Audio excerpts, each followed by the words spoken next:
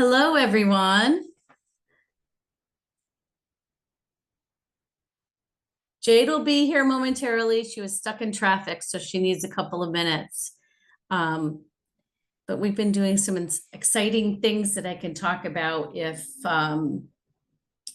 once we have a few more people.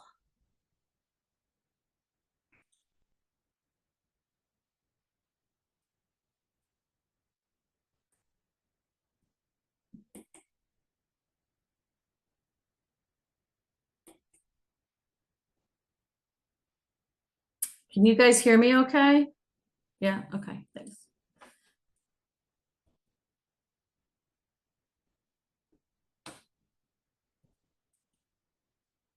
Oh, yeah.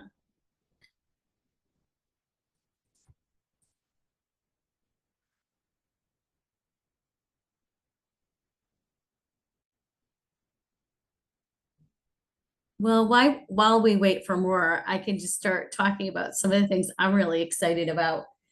We had a community conversation last week on titled Let's Talk About Suicide.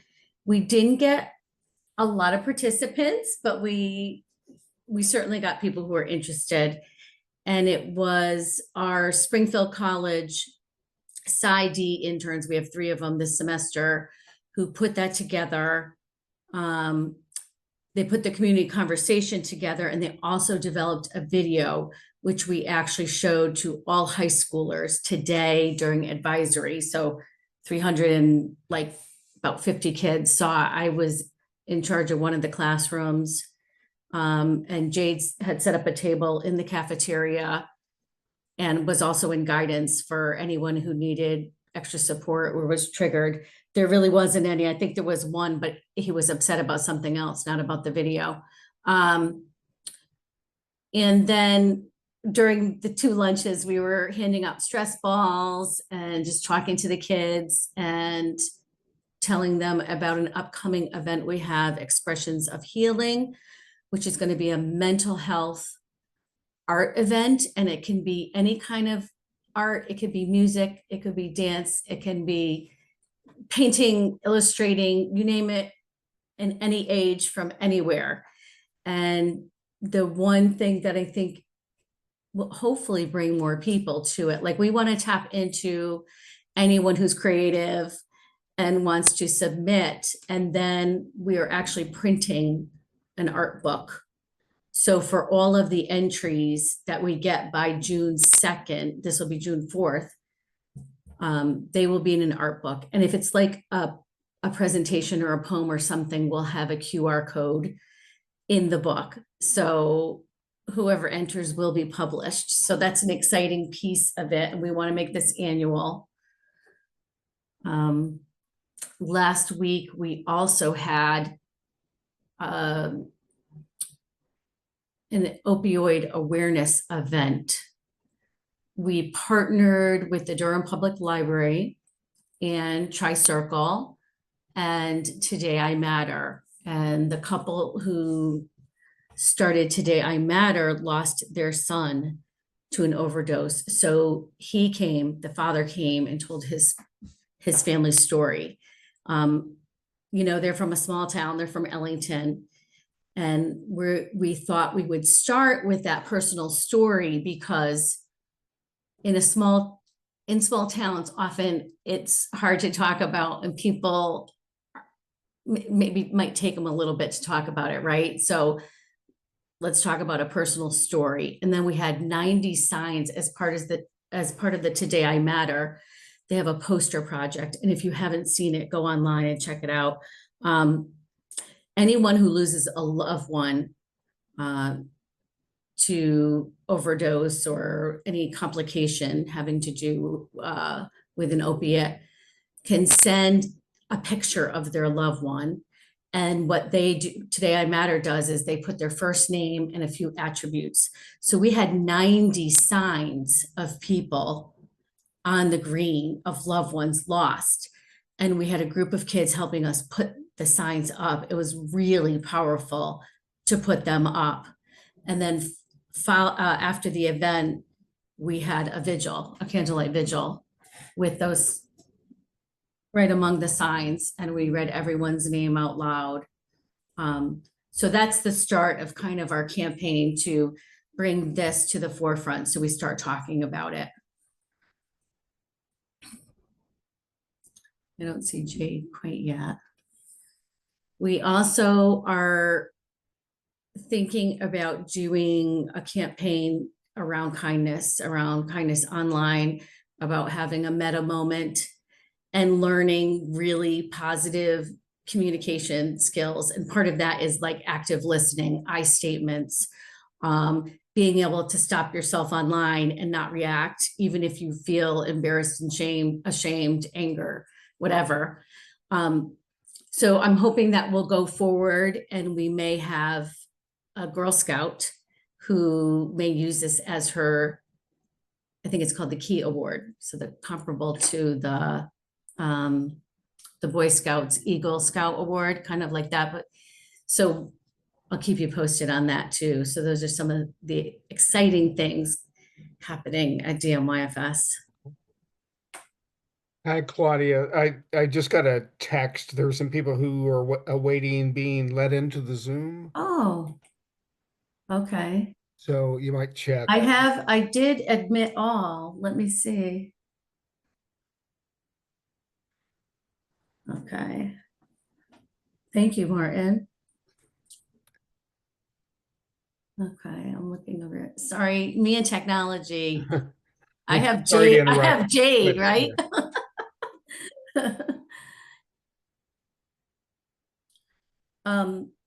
Actually, while we're waiting for Jade, one other exciting thing is I did speak to one of the troopers from Durham, and we were talking about doing some mental health first aid training for first responders, like troopers, ambulance, firefighters. Oh, I think Jade's having a hard time getting here. So that's something down the pike. I think that would be actually a really positive thing for our community to have a huge training with. Has anyone ever had taken the mental health first aid? No? Okay. Yeah, I took it years ago. And I think it's like a 6-hour training, so it's pretty intense. And he seemed very open to it. So I thought that would be a good thing to look into, in addition to doing some Narcan training.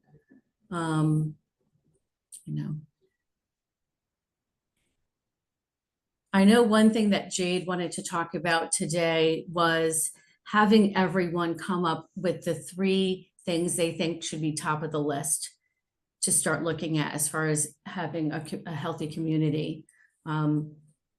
I kind of want to wait for her, but we might have to get started in earnest. Actually, it took me a little while waiting to get in, so I don't know if that's what her issue is too, or. no, she's stuck in traffic. Oh, yeah. Okay, we're having more people come in. Sorry about that, Denise. That was totally on me that I wasn't. No worries.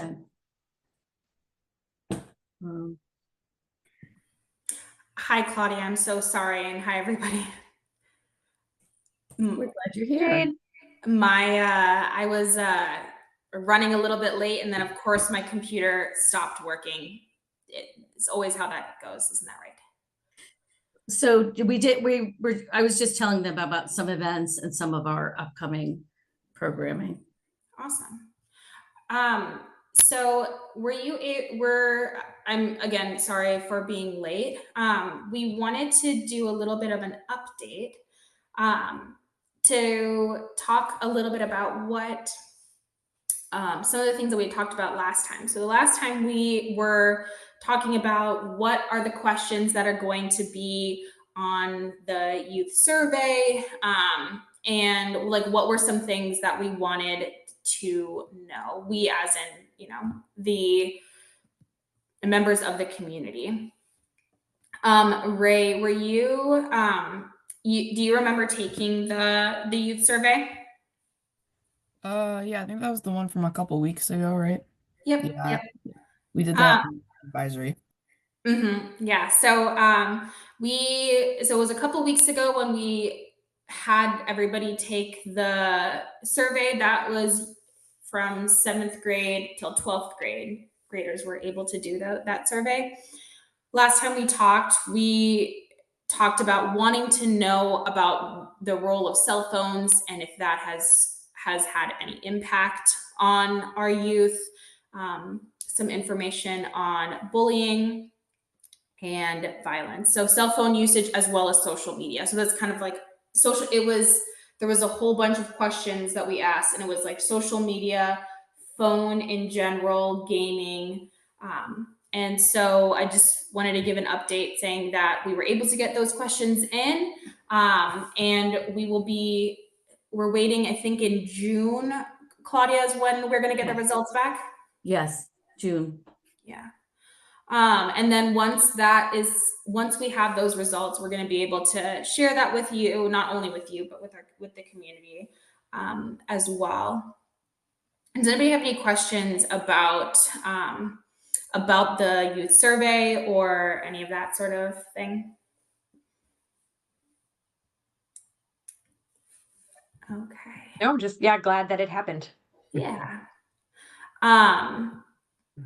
Yeah, we're incredibly happy that happened. Claudia, did you share? Oh, go ahead, Martin. So Jade, one thing I was just, I was aware that it was going to be, the results would be in June.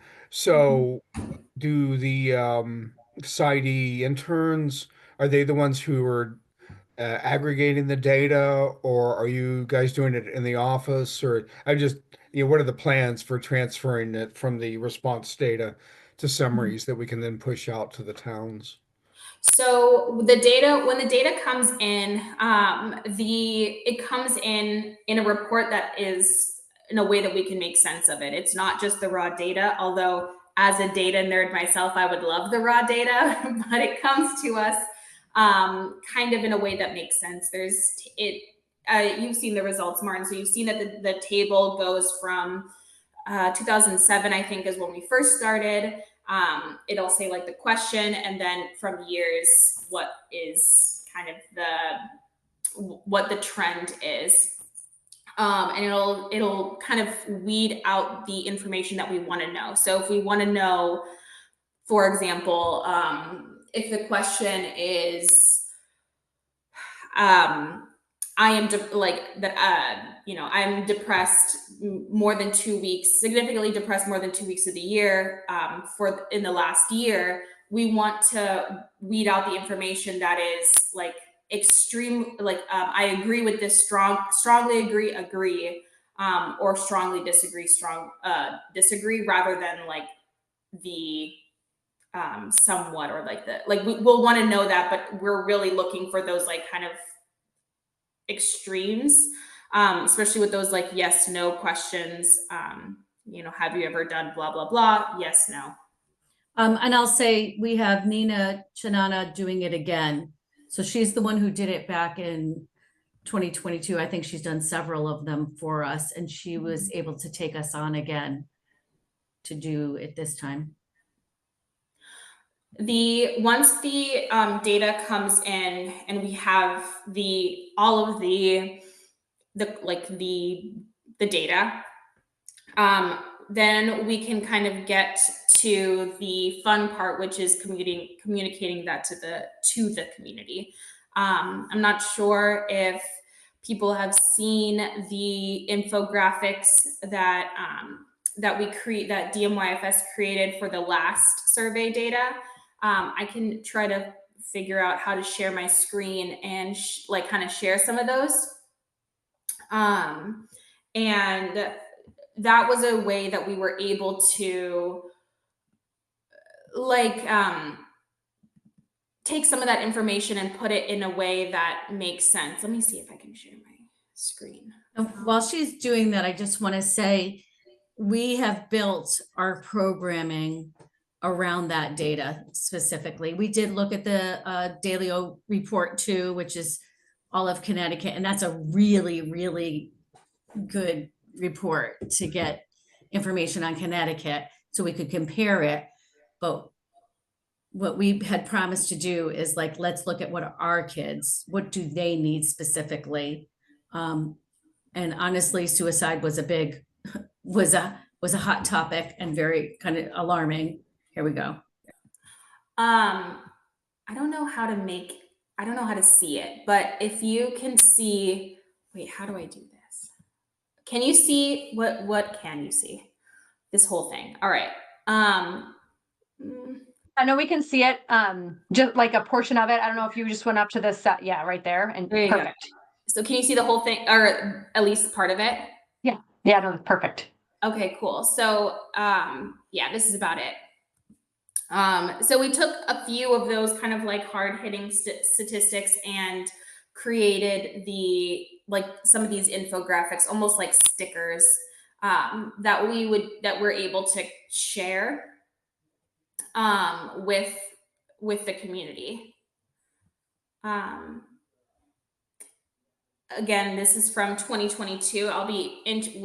We're both, Claudia and I are both interested to see what the data will show now. And we're looking forward to updating these. And we're going to add more. What is a little, not annoying, but was a little frustrating is because this is the first year we're going to be asking about the cell phone usage and social media and that sort of thing. There's nothing really to compare it to unless we compare using data that's from like a state, from on the state level, but we're not going to have Durham Middlefield specific data to compare it to. But we will in the next few years. We usually do this every 2 years. Mhm. So because of staffing issues, we didn't do it in the spring. So this is 3 years in between. It'll give Jade and I a really good starting point too, because we're new. And then in 2027, we'll do the next one. Mhm. I'm going to stop sharing the screen, if that's okay. And I will, I'll make sure that I send out this information if you guys would like it as well. So with that update, we are looking forward to kind of creating programming that is based off of the needs of the community as seen by the data. I'm not sure if Claudia went over the suicide awareness and prevention programs that we've been implementing. Did you go over that, Claudia? I mentioned it. I didn't go into a lot of detail. So if you saw, there was like a third of students reported being depressed in the past year, with again an astonishingly high amount. I want to say it was like a third not being able to recognize if their friend was depressed or suicidal. And then the most alarming statistic was that 18% of middle schoolers, so that's 7th and 8th graders, reported seriously considering suicide. The suicide questions are broken down into being able to recognize if your peer is suicidal, whether you have thought about suicide without having any intention, seriously considering suicide with some sort of intention or plan, and commit or making an attempt. And so that's kind of how those suicide questions are laid out. With 18% of middle school students seriously considering that, I think it comes out to like a classroom's worth of students. It is astonishingly high and a lot higher than the national averages. So with that, we've taken it really, we've been really like taking that on as a big part of what we're doing here at DMYFS. So we, in the Middlefield Town newspaper, or not newspaper, newsletter DMYFS had a whole section we devoted fully to suicide. We shared statistics. We talked about the programming that we're running, with the headline, "Let's talk about suicide." A big myth that needs to be debunked is that talking about suicide, it doesn't actually cause anyone to commit suicide, or attempt. It is the only thing that it does is decrease stigma and shame. And so we really wanted to make that a point today, actually. And maybe Ray can speak a little bit. I'm so sorry, you're the token youth. But maybe you can speak a little bit about what the video program that we had in the high schools was like today.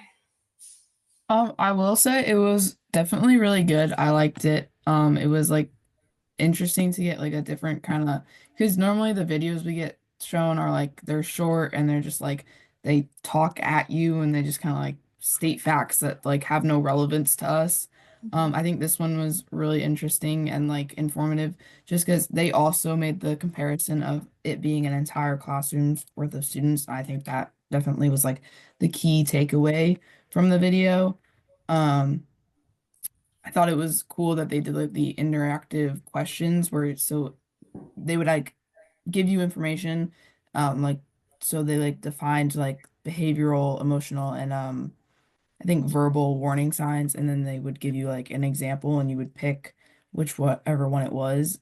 So those were definitely it was like it was a change of pace, which I thought was good. Yeah.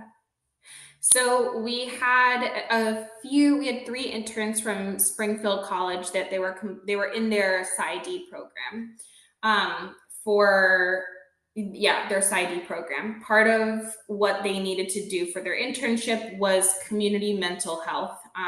And so what we kind of we were like, okay, these three interns, you are going to take the topic of we need to do something about suicide and run. So what they did is they kind of had a two-pronged-ish approach.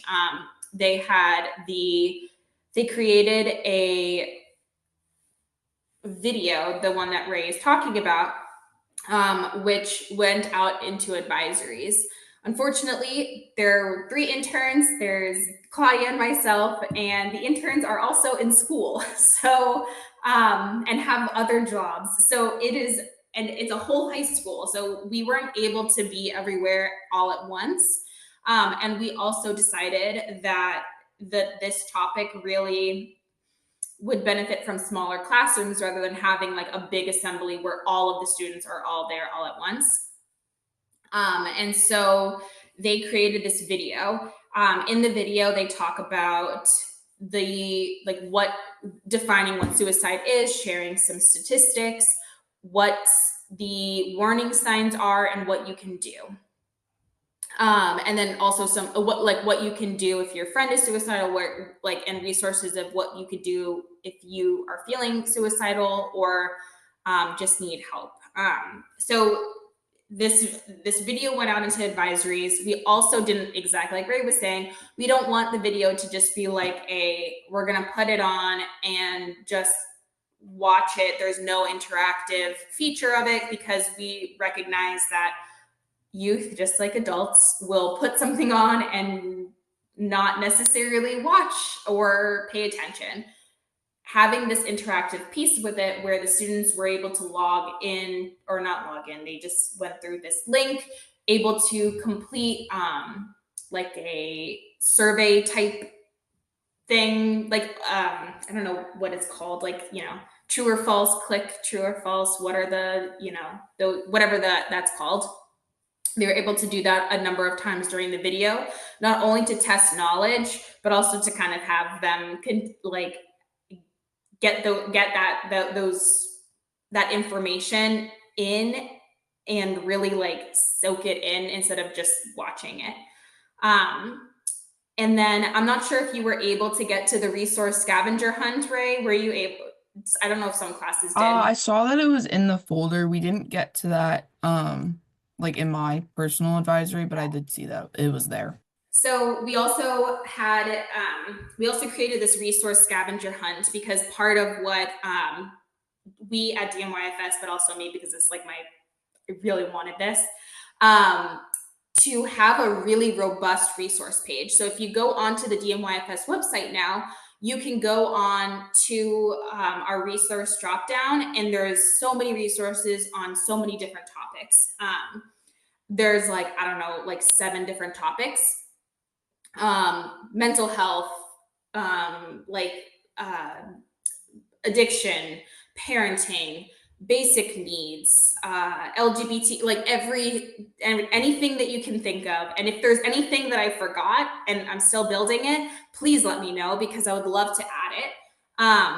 And so this resource scavenger hunt was like, okay, here are some questions. Go explore that resource page, because these resources are for you. Do you need an eating disorder specific nutritionist? You can go onto the DMYFS resource page and you can find one, and what insurance they take. I hope I added that for that one. I know for sure I did the insurance for the mental health providers. So really trying to advertise that this resource dissemination is out there, and really trying to make it so that first, if you need something, go to DMYFS page. Yeah. Do you know, Jade, is that, do we put any of that on, like the DMYFS Facebook or Instagram, any kind of like highlights of those? I'm terrible with Facebook, especially more lately, just to not overwhelm myself with political stuff. So yeah, so if it's there and I haven't seen it, my apologies. But yeah, I was just wondering if that just another avenue to get the word out. I'm going to write that down right now, because that is I always forget that Facebook is one of like the best resources that we have. And best, what is that called? Like marketing tools. And so I will definitely make sure that I post it, because I am really proud of our resources page. Yeah. Yeah. And I think too, I mean, even posting that about how we did this at the school, like, I think that too is another great thing, right? For, and I do remember, seeing something come out, on, because of having a student in the high school that I, do get like the morning, notes from the school. And I do remember them talking about it coming of the presentation today. I had forgotten about it until we talked about it today. But yeah, no, just, it's great to get that information out on, past the wide web. Yes. Yeah, and what we did is also, thanks to Middlesex Transition Academy, thankfully, we had 360 folders put together. And one of the things in there is a business card with a QR code that goes right to our resources. So every youth in high school got that today, in addition to safety plan, some brochures of different mental health information. So that was part of it, but part of the campaign too is to have those resources, like everywhere we go, we're handing out these cards. And a great idea to put it on Facebook. I'm going to pull up right now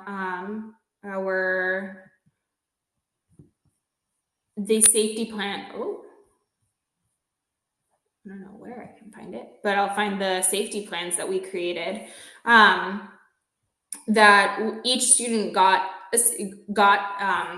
a safety plan. It is also on our website as soon as I find it, as a PDF version. And then we gave safety plans to like a stack of them to the Strong Middle School guidance counseling or guidance office, high school guidance office, and then we're going to give it to Memorial guidance as well.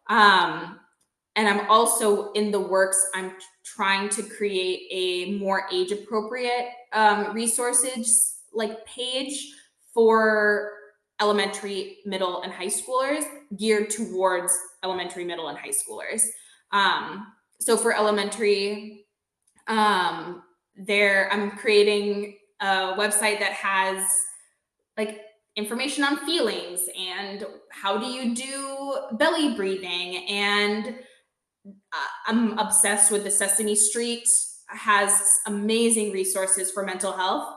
for kids. So integrating kind of, not reinventing the wheel, but making it so that we can all have it in one place.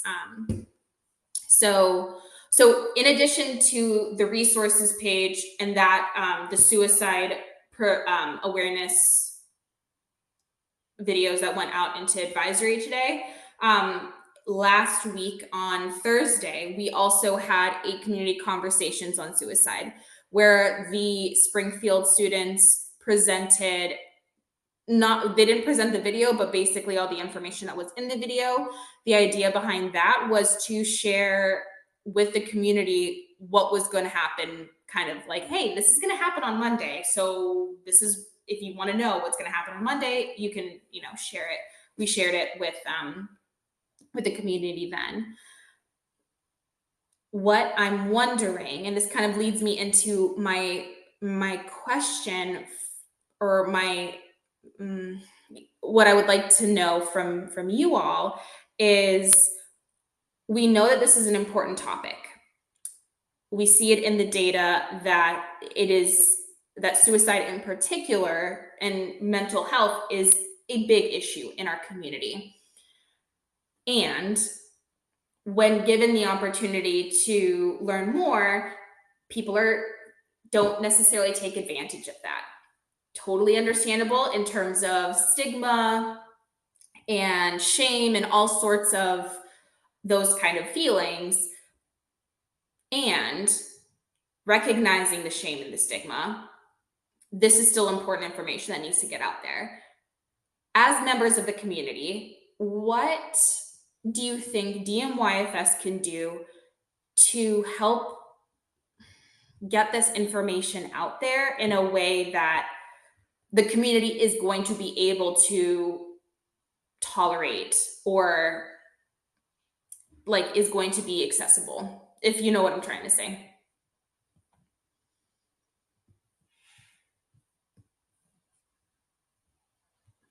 Do you mean as far as brochures or website links, or I mean, do you think that, I mean, I guess that's part of the question, right? Like, do you think that having print, like, do you think people would be more receptive to getting some of this information if it was like printed, or if it was on a website? Like, I guess that I'm wondering that as well. I think people are more apt to read things like that while sitting waiting at places. So whether it might be in a waiting room or like a guidance office, or I mean, I definitely think print has its value. Okay. What about a survey asking exactly that? Like, some surveys are like, oh, would you be interested in a newsletter? How often is too much? Just kind of putting that out there, even the times of days for events or stuff like that, maybe on like the Facebook page or community centers or that. I love that. And I'm definitely going to do that, because I'm pretty sure Facebook has the ability to have a poll. Oh, that's the word that I was looking for earlier. They do. Yes, they have polls. So what I'm concerned about is that almost every single poll I've ever done, people say that they want to be in person. They like in-person events, they like in-person meetings, they like all of that. And then when we host one, not as many people who shared via the poll that they wanted to be in person. Not that amount of people don't necessarily show up to those in-person events.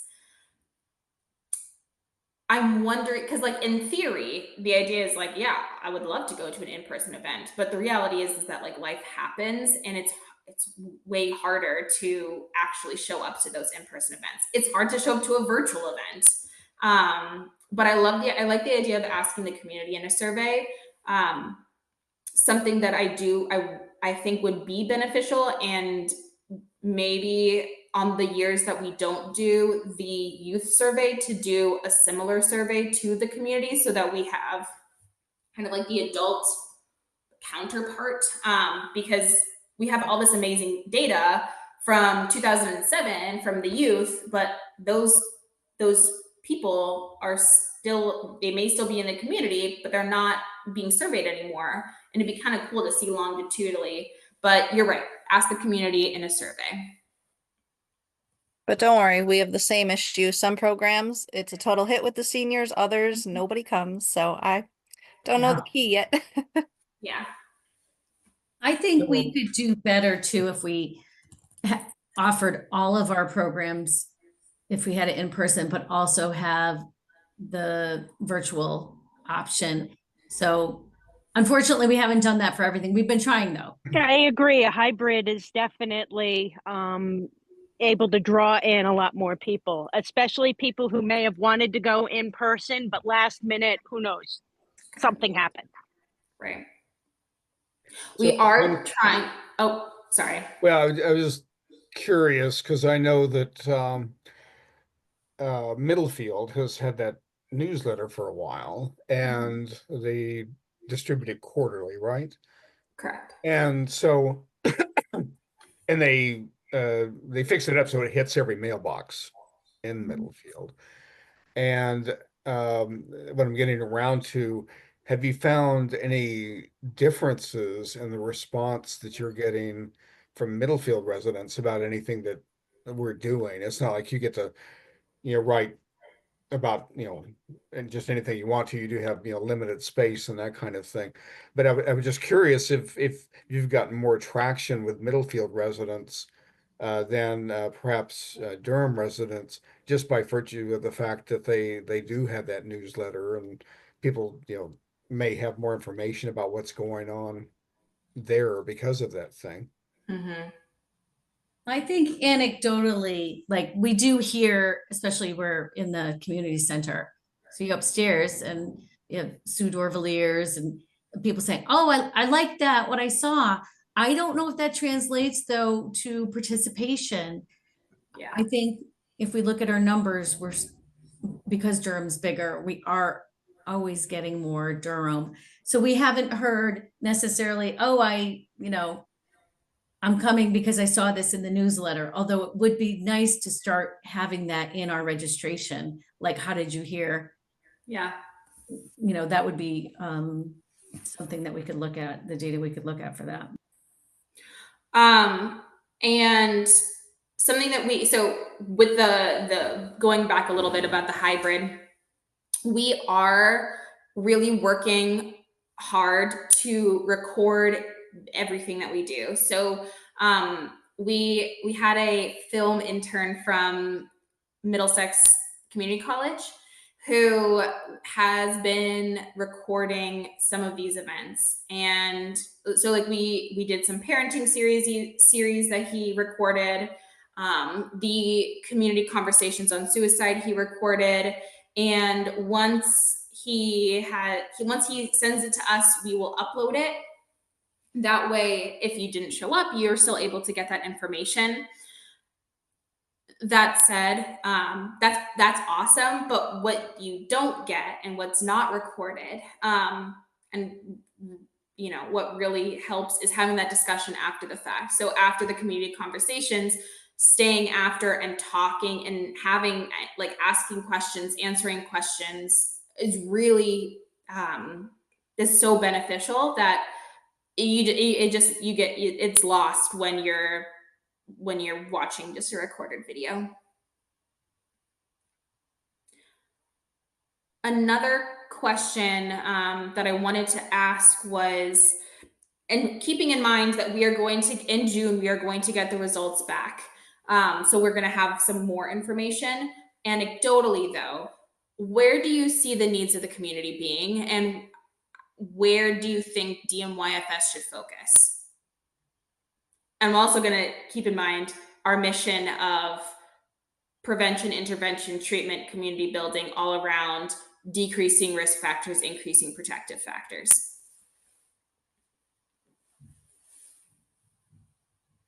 Yeah, I think it would be nice if maybe everyone could list, if you can list up to 3, like I'll start. I think certainly suicide awareness, prevention, I'd like to address the racism. And also drug use. Mhm. Those are, I mean, there's more actually, but those are probably my top three. Yeah.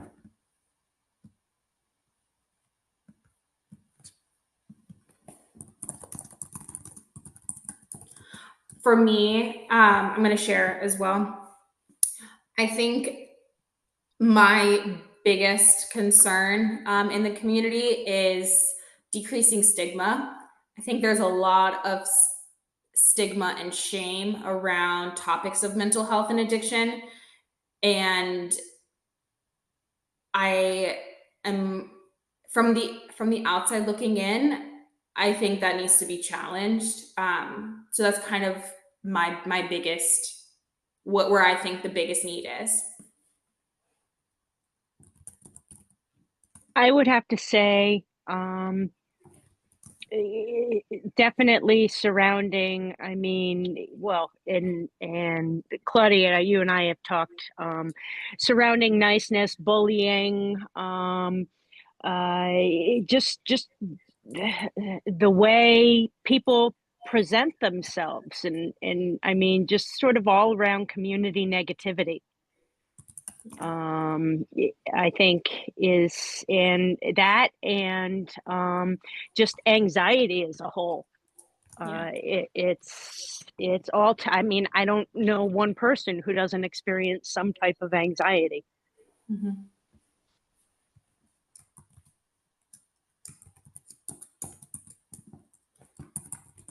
Thank you, Holly.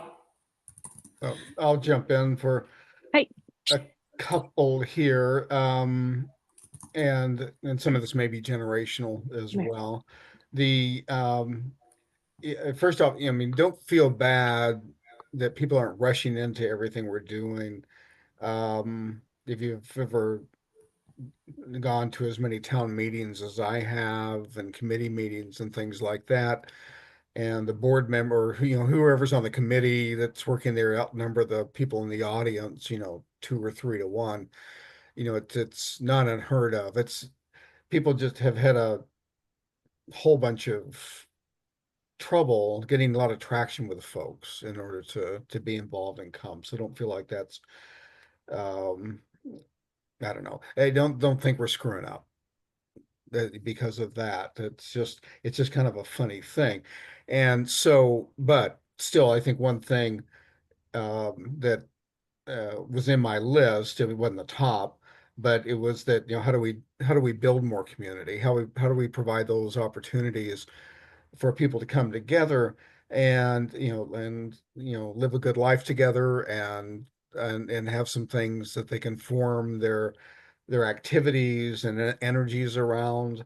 Probably the only thing we have the Durham Fair, and it's kind of like the one event, but it's everybody's too busy to really do anything.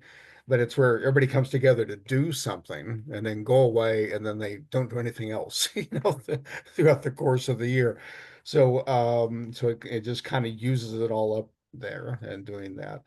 Um, and then the other one is to destigmatize things, in my view, around mental health and around addiction. And as you know, I'm on the board for Root Center also, and the number of doses they give out per day of like methadone is just an amazingly huge number. And even though they've only had um, one drug-related death in this last quarter, the number of people still, getting treatment is there. But there needs to be a far better understanding of those kind of things so that we don't try and brush it under the rug and work on it. And yeah, and then uh, we do, over I've been here since '96, and so some of my grandchildren and one of my daughter-in-laws are African American, and half of my family, more than half of my family, is Jewish. And we still have some racist things that have been happening. Not quite so much anti-Semitism as some of my friends' children had back when they were in Coggins and going to school. But I think we do still have some hate issues and some bias issues that are probably going to be very deeply ingrained. But I think we can have a role in trying to lift the conversation and trying to unburden ourselves with these kind of things that we do have. Um, but I'm really looking forward to the survey because the kids are so important, and us knowing what we can put our efforts into. But we do have some things like around this and others that have already been mentioned that kind of keep clawing us back as a community, away from some of the things we could be, especially for towns. So it's only 7,310 people who live here, and how many problems can we possibly have? And I guess we've figured out a way to have them all, but it seems like given the size that it's not impossible, for us to come together in ways that are meaningful and helpful. So that's my little bit. Yeah, no, and I can just add, I agree with so much of what has been said. The only thing that's, I guess, coming to me is like empowering our young adults like Ray. It would be awesome to have Ray have a group along with him, right? Just because yeah, we all see it from different areas and angles. And I think it would be really great to have yeah, more voices, in addition. So not sure how exactly to do that. But for sure, I think could be super valuable.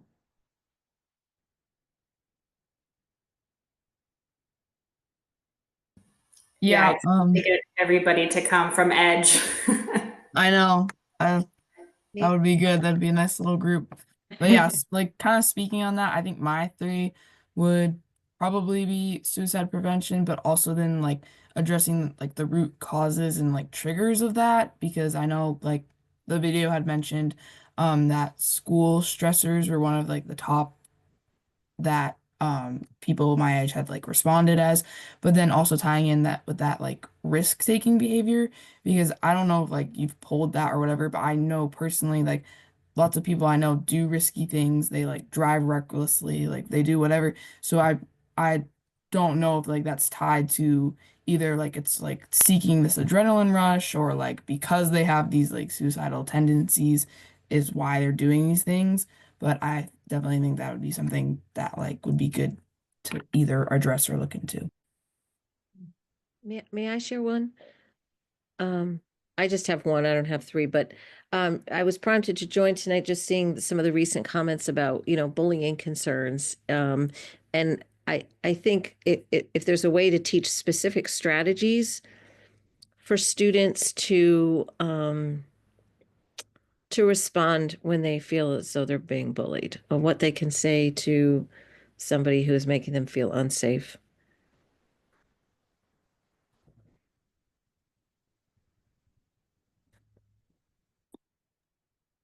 I wanted to tell you about a couple things coming up that addresses some of this. So on May 8th, we've partnered with the school, and there's a guest speaker. I don't know why I'm blanking on his name right now. Kendrick Moore.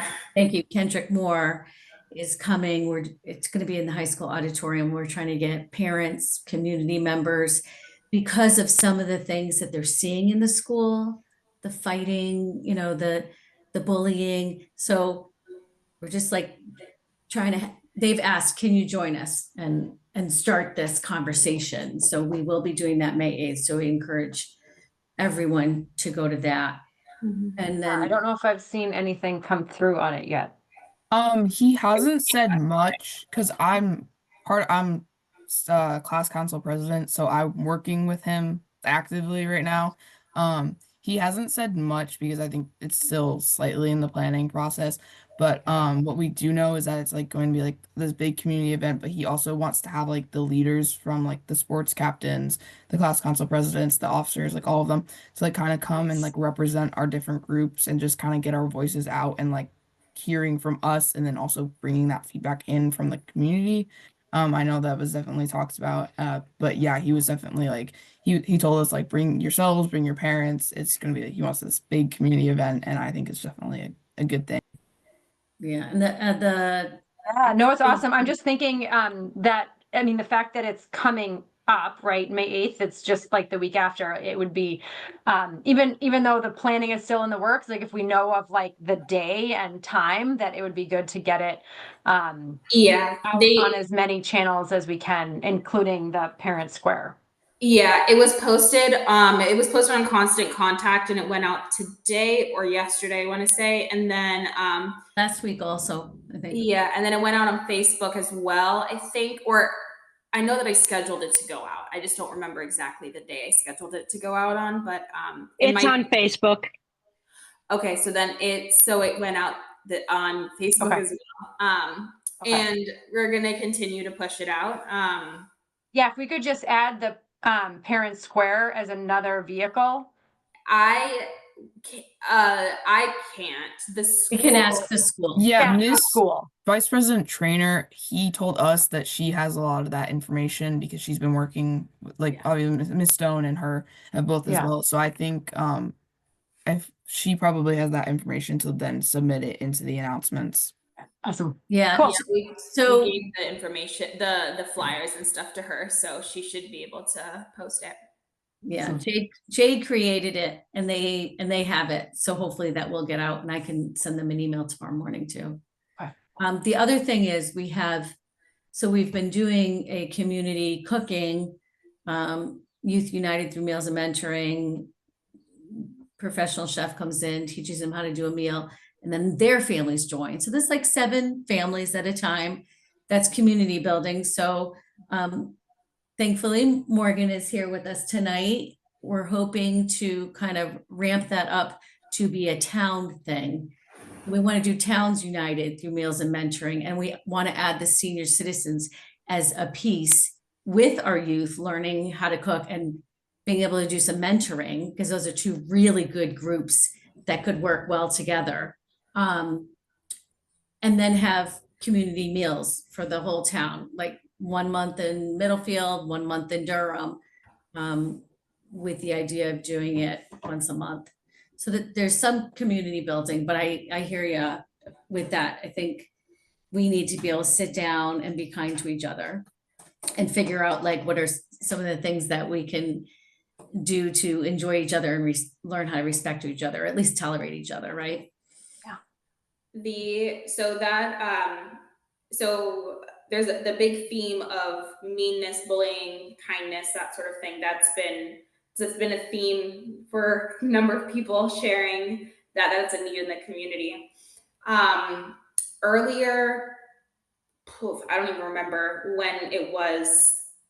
Our events have been such a whirlwind, and we've been in the school so often. I've like lost track. But Claudia and I went into the 8th grade, and we did a presentation for the health classes, and it was all on a number of different things, including like unhealthy relationships, different kinds of abuse, sexual assault, and all different kinds of things around that topic. It's a state mandate that every 8th grade health class needs to share this information. And we spent a lot of time, we created this curriculum and we implemented it.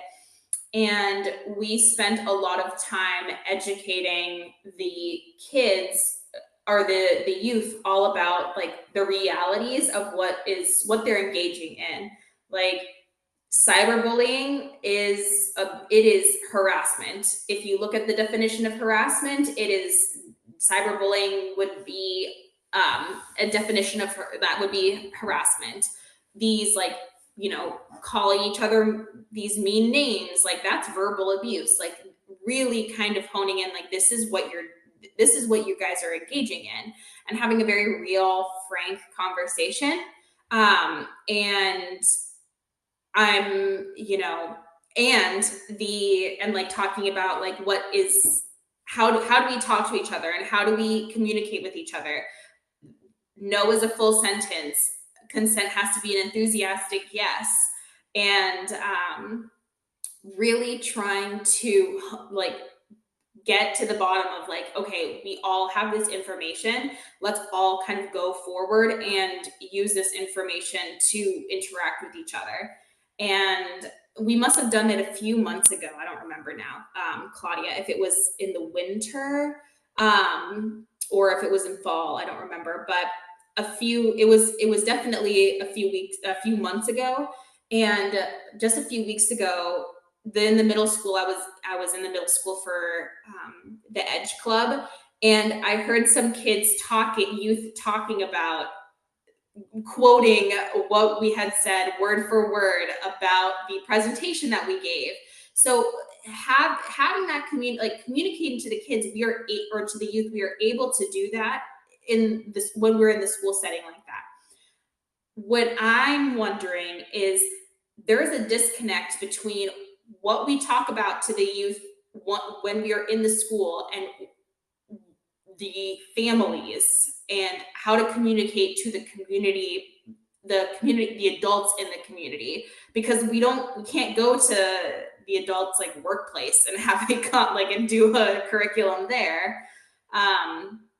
So there is kind of a disconnect where the youth are getting this information, and I'm wondering, Ray, if this is something that you've noticed where you and your cohort are educated on a number of different topics, and then that's not necessarily what you see at home, or if if there's just a disconnect between like the youth and the adults when it comes to like this information.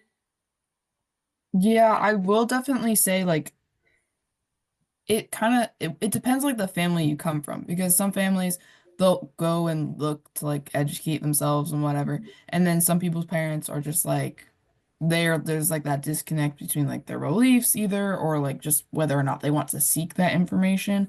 Yeah. And so I think that's also definitely where some kids it'll be like some kids just don't read the morning announcements, or they don't pay attention to these like presentations.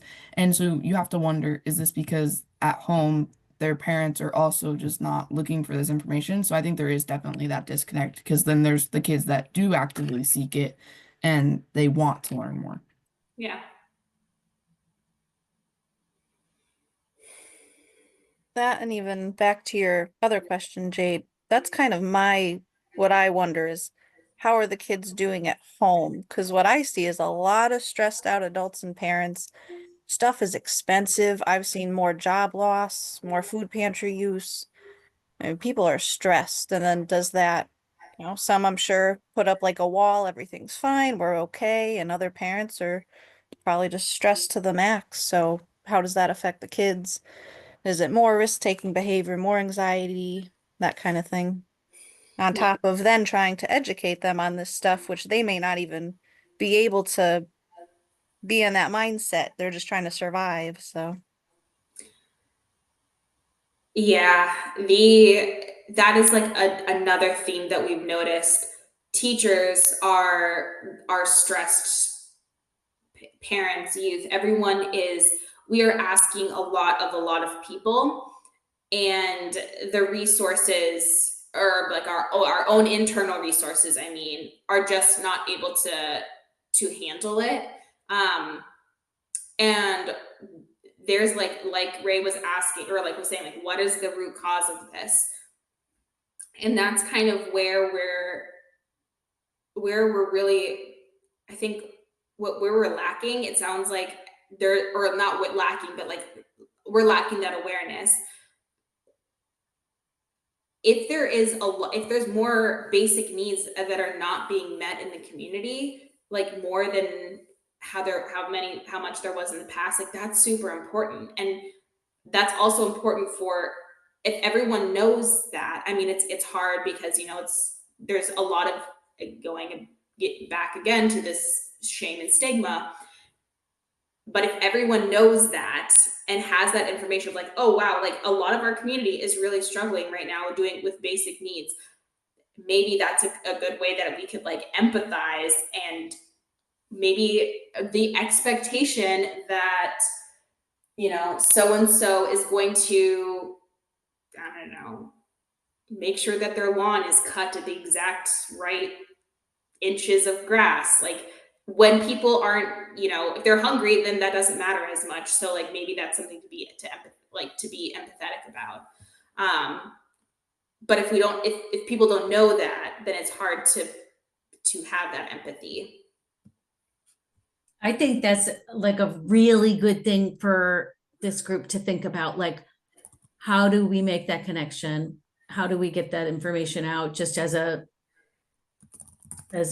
hope that it would lead to some understanding, maybe compassion. Yeah. You have the data, Morgan. I mean, that I would love to sit down with you. We would love to sit down with you and Sue and talk about that in addition to this meeting. Yeah. I think that's important. Yeah, and there's tons that I don't know about because we're a small town. People are proud. They're gonna figure it out, but they are struggling even if they don't say it. Oh yeah.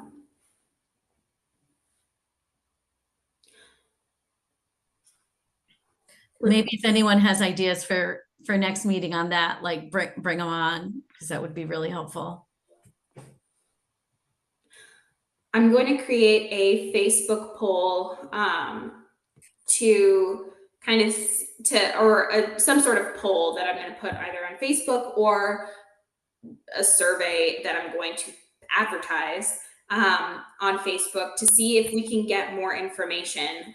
And I'm wondering if having it be anonymous, do you think that people would be more likely to be honest if it was anonymous, if people were able to say like, hey, like, I'm really struggling with, food insecurity. That is my number one issue with the town is, I don't have anything to eat, or I don't know, whatever.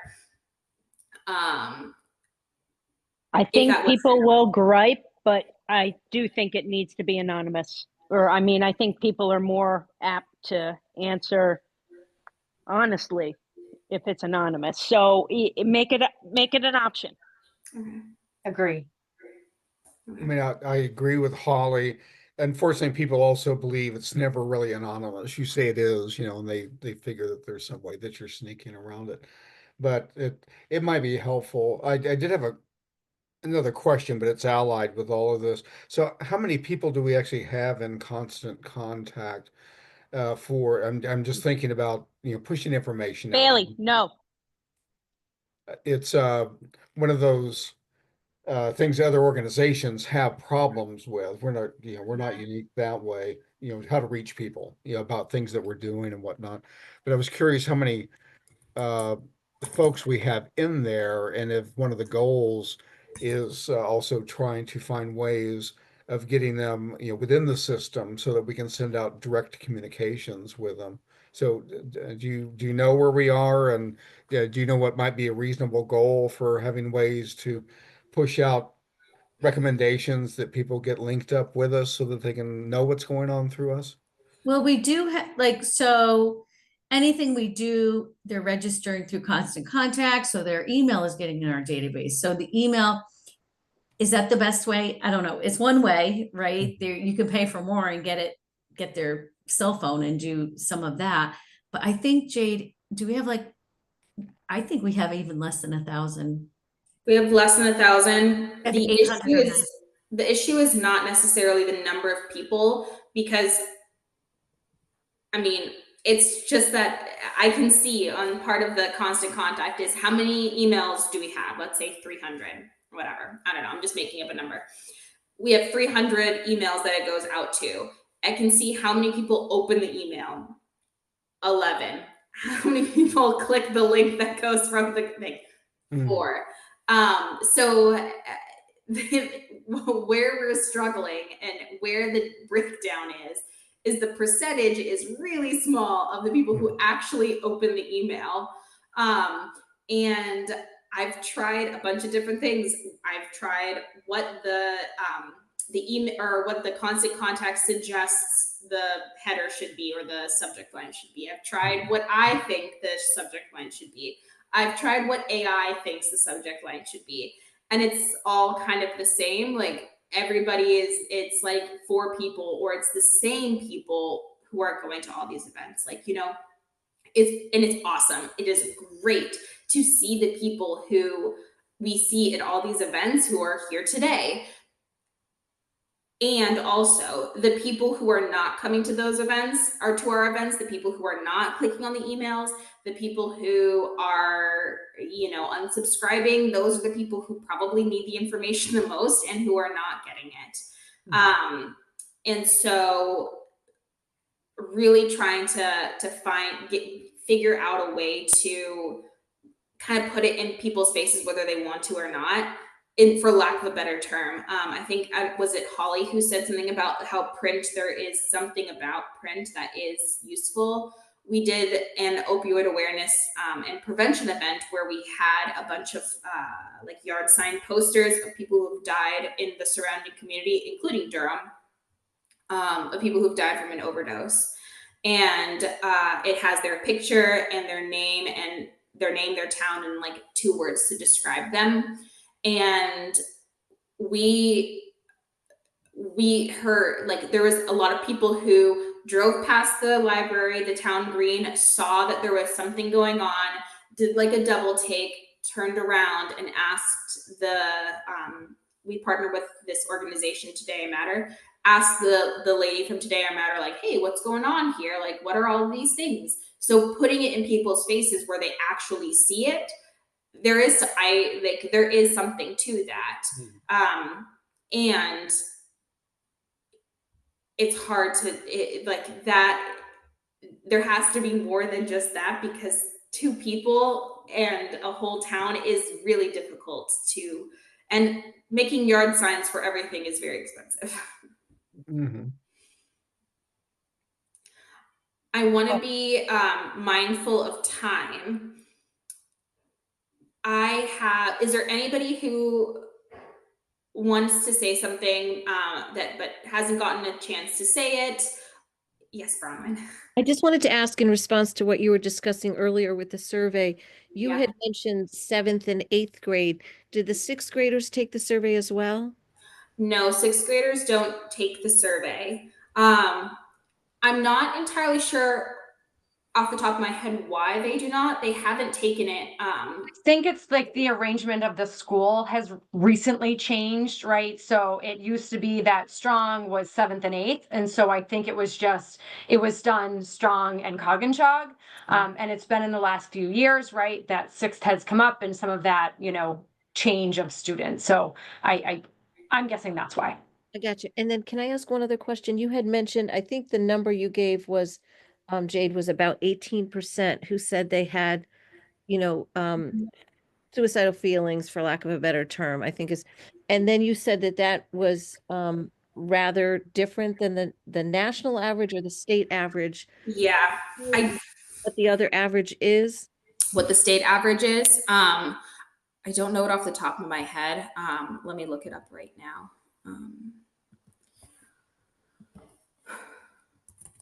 And then I'm assuming people are trying to kind of assess, why it's so drastically different. I mean, Yeah, I know that one of the stats that was higher than the national was the ones who actually made an attempt. oh boy. When you look at 7th through 12th grade, our numbers for Durham and Middlefield were higher than the national average. And that ended up being about 20 people, a classroom size of kids. Wow. So that was the attempt. Mm. But we can also send you a copy of the 2022 that you can look at. I was just curious. It's okay. Yeah. Well, we'd like to also send, if you guys want to look at the link that we did that the kids saw today in the high school. Definitely. Yeah. Yeah, and unfortunately, time-wise, I will need to drop in another minute or so. Yeah, we should wrap it up too. I will say, hold on, let me share. So it was 18% of 7th and 8th graders. I don't have 7th and 8th grade data, but from the Suicide Advisory Board, which is like the state of Connecticut's suicide information website, they said that it was from high schoolers it was like 14%. So 14 and 18. I mean, it's high. It's really high. This is Connecticut, but 18 is like really high. Yeah, I know it's 4% those who tried, who made an attempt Yeah. for both high school and and 7th and 8th graders. And those are the people who answered the questions and who were like honest. So, you know, as much as we can, you know, take in the self-report data, it's self-report as well. Well, thank you so much, everybody, for coming. And I'm sorry again that I was late. I will send out an email that has some of this information that we talked about today. I'll share the infographic sheet, that PDF, as well as the video from the advisories, if we're able to do that, Claudia. Yeah, I'll send all the information. Yeah, great. So I think we have been saying that it's like every quarter. So next quarter, I'm going to send out an email to everybody saying to register for the next meeting. It's going to be again, what is it, like the last Monday of the month from 5:30 to 6:30. And how do people like the virtual option? Do people want to be in person or like virtual? Okay, awesome. Like virtual, perfect. And so then we'll just keep trucking along, and I will send that follow-up email and create the event and send that out to you as well. If there's anything else, please don't hesitate to send me an email.